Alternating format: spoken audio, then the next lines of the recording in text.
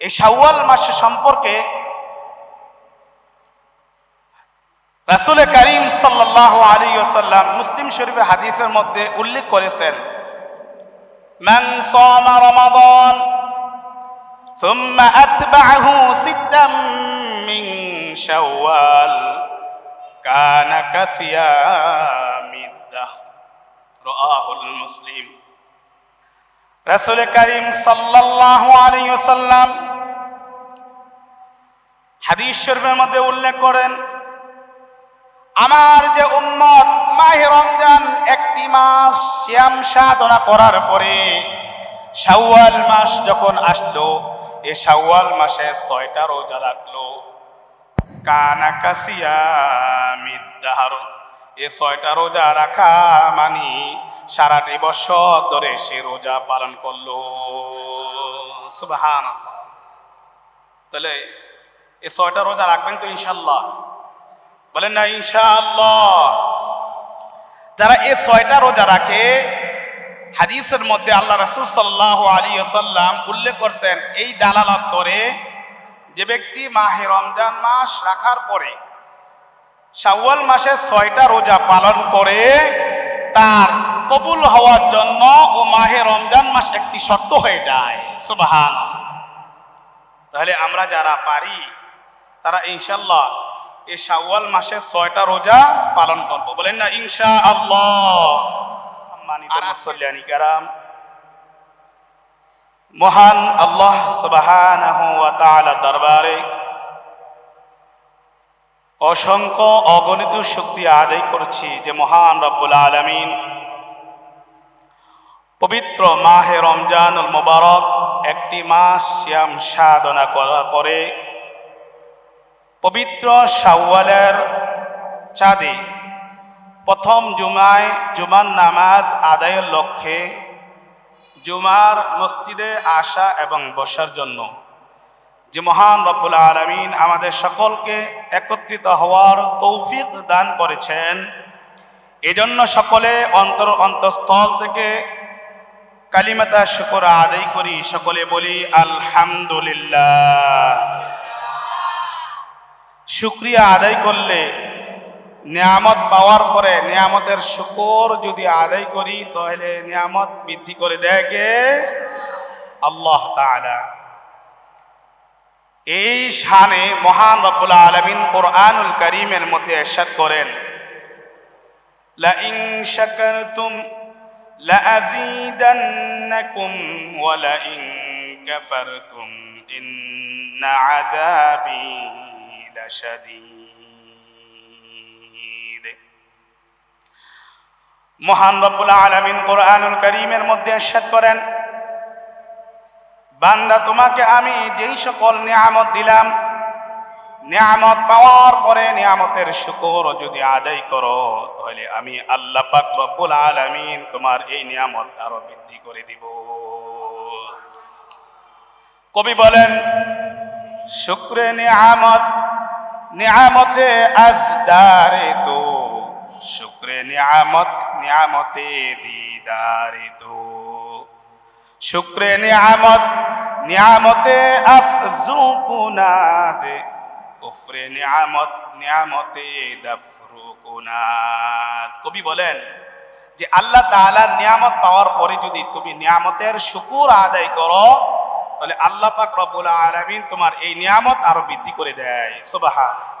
কুফরে নিয়ামত নিয়ামতাফ রু কুনাদ। আর যে ব্যক্তি নিয়ামত পাওয়ার পরে নিয়ামতের অস্বীকার করে, আল্লাহ তাআলা বলেন তোমার এই নিয়ামতকে ছিনিয়ে দিই, ইন্না আযাবী লাশাদীদ, বরঞ্চ আমার জন্য তোমার জন্য কঠিন শাস্তির ব্যবস্থা করে রেখে দিয়েছেন কে?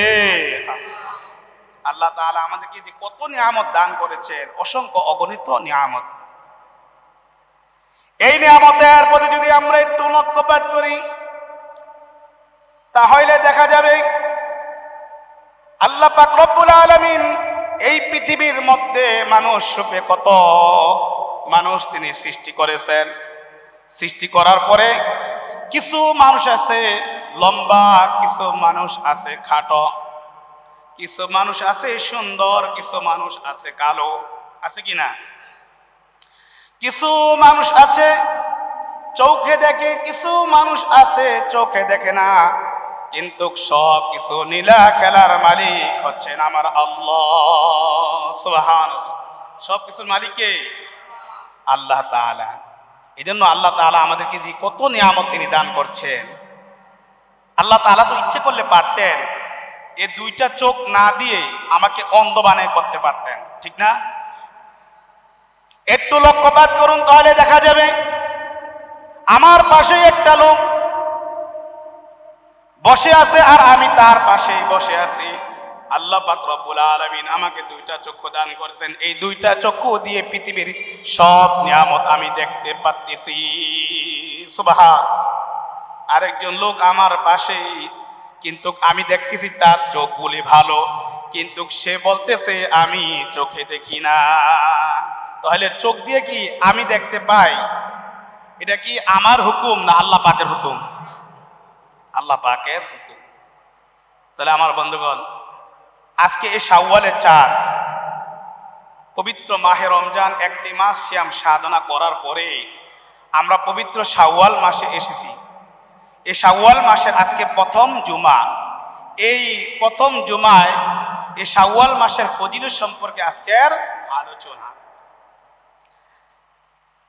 মাহে রমজান মাসের পরে যে শাওয়াল মাস, এই শাওয়াল মাসের দামটা কিন্তু রমজানের চাইতে কম নয়।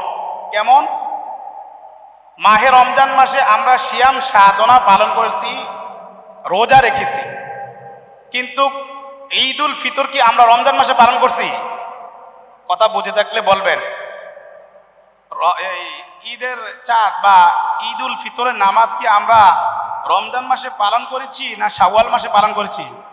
শাওয়াল মাসের প্রথম তারিখ যখন হয়েছে, প্রথমেই আমরা ঈদ উল ফিতরের নামাজ আদায় করেছি। এই শাওয়াল মাসের দাম আল্লাহ পাকের কাছে অনেক বেশি, বলেন সুবহানাল্লাহ। এই শাওয়াল মাস সম্পর্কে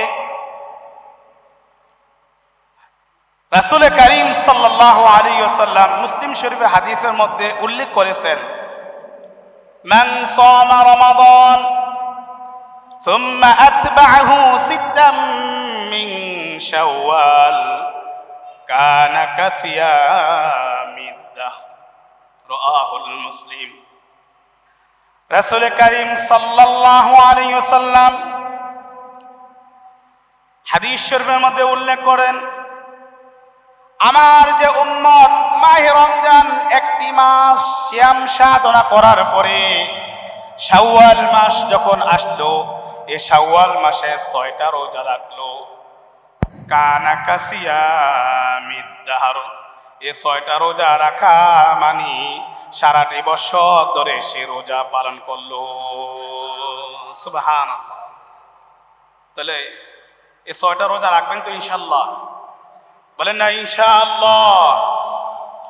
যারা এই 6টা রোজা রাখে, হাদিসের মধ্যে আল্লাহ রাসূল সাল্লাল্লাহু আলাইহি ওয়াসাল্লাম উল্লেখ করছেন, এই দালালাত করে যে ব্যক্তি মাহে রমজান মাস রাখার পরে শাওয়াল মাসে 6টা রোজা পালন করে, তার কবুল হওয়ার জন্য ও মাহে রমজান মাস একটি শর্ত হয়ে যায়। সুবহানাল্লাহ।